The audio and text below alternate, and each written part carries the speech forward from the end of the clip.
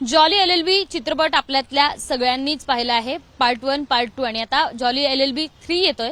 मात्र हा चित्रपट काही प्रमाणात वादात सापडल्याचं आता दिसून येते, कारण अरशद वारसी, अक्षय कुमार या दोघांनाही आणि त्यांच्यासोबतच असलेल्या निर्माता आणि दिग्दर्शक यांना समन्स बजावण्यात आला आहे. आणि हा समन्स का बजावण्यात आलाय, यात वकील जो पेशा आहे, वकिली पेशाचा अपमान आहे, त्याचा अवमान केला आहे आणि त्यामुळं या दोघांनाही आणि दिग्दर्शकाला समन्स बजावण्यात आले आहे. आणि पुण्यातल्या 2 वकिलांनी त्यांच्याबाबत पिटिशन दाखल केली होती आणि त्याला दाद देत आता या दोघांना समन्स बजावण्यात आलाय. आपण जर बघितलं तर पहिला पार्ट आणि दुसरा पार्ट यावेळी देखील अशा पद्धतीची पिटिशन दाखल करण्यात आली होती. मात्र त्याला कोर्टानं काही दाद दिली नव्हती किंवा त्यावेळी असं काहीही समोर आलं नव्हतं. मात्र तिसऱ्या जॉली एलएलबी 3च्या वेळी देखील असाच प्रकार दिसल्यामुळं आता हे वकील पेशातले सगळे आहेत ते सगळे त्यांच्या विरोधात गेले आहेत. काय नेमकं पिटिशन आहे आणि काय तुमचं नेमकं म्हणणं आहे? सदरील पिटिशन ही अशा प्रकारे आहे की वकील आणि जजेस यांच्यावर जी व्यंगात्मक टीका करण्यात आलेली आहे ती खूप खालच्या थराला करण्यात आलेली आहे. जसं तुम्ही ट्रेलर बघितलं असेल तर अक्षय कुमार आणि अरशद वारसी यांचा कोर्टात वादिवाद आणि संवाद चालू आहे. तितक्यात अरशद वारसी म्हणतो, अरे वो जज है उसकी कुछ तो इज्जत रख ले. परत जजला मामा म्हणजे मामू असं म्हणण्यात आलेलं आहे. याशिवाय अजून बऱ्याच व्यंगात्मक गोष्टी केल्या गेलेल्या आहेत. जसं आता एक गाणं आलेलं आहे, ते बँड घालून डान्स करणे, तो बो वापरणे.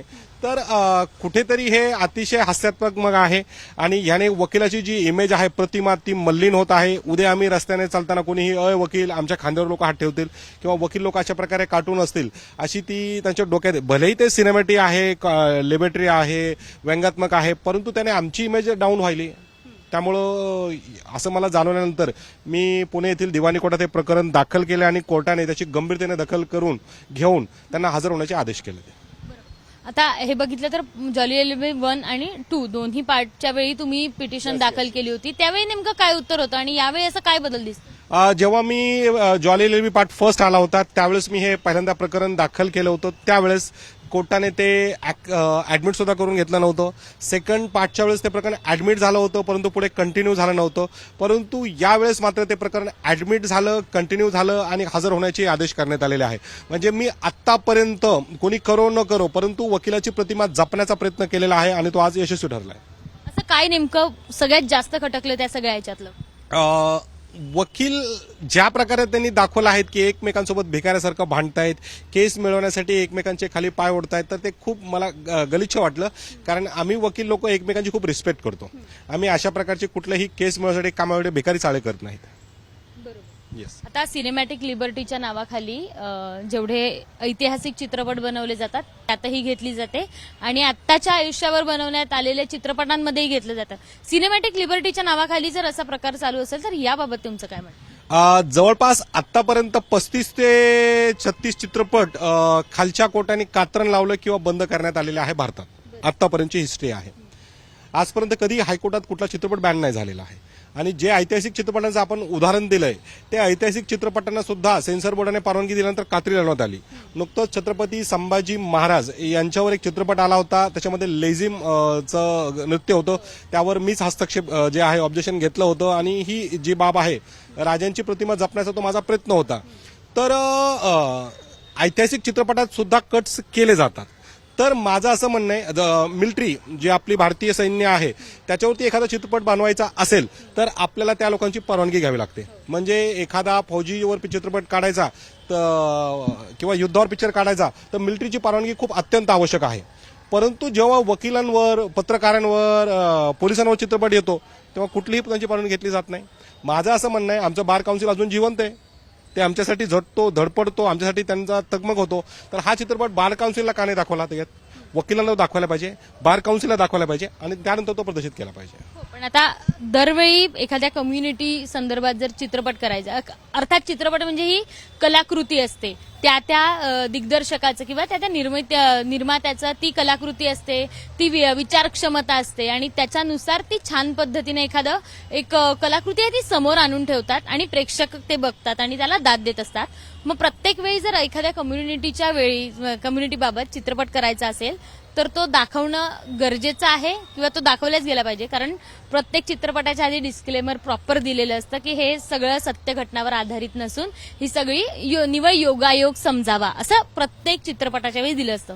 याबाबत काय वाटतं, कारण जर असं सगळं दाखवत बसतील तर कलाकृती कुठेतरी मागे पडेल.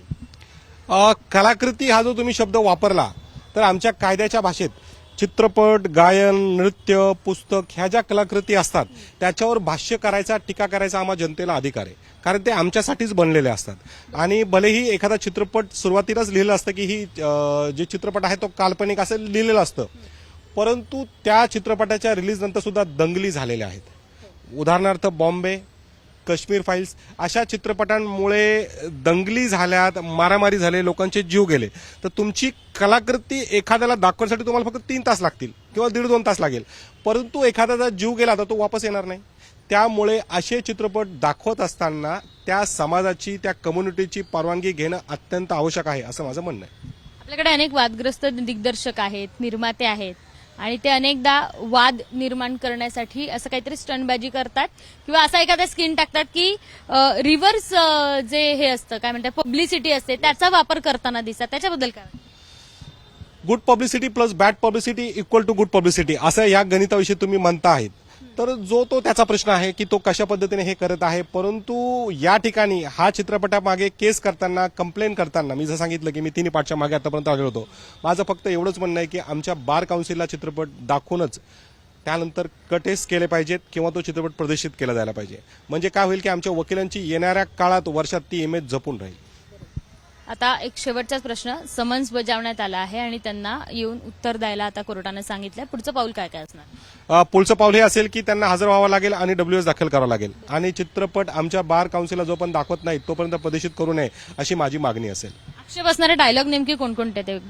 अरे वो जज है उसकी कुछ तो इज्जत कर ले, अरे जज साहब आपको मामू बोला है, आणि तो जज अक्षरशः भर कोर्टात उठून कंटेम ऑफ कोर्ट करतोय, ते वकील त्या ठिकाणी डान्स करतायत. हे 3 माझे महत्वाचे ऑब्जेक्शन आहेत. आणि आमचा जो बँड आहे ब्रो त्याचा चुकीचा वापर करण्यात आलाय, तो थांबवावा.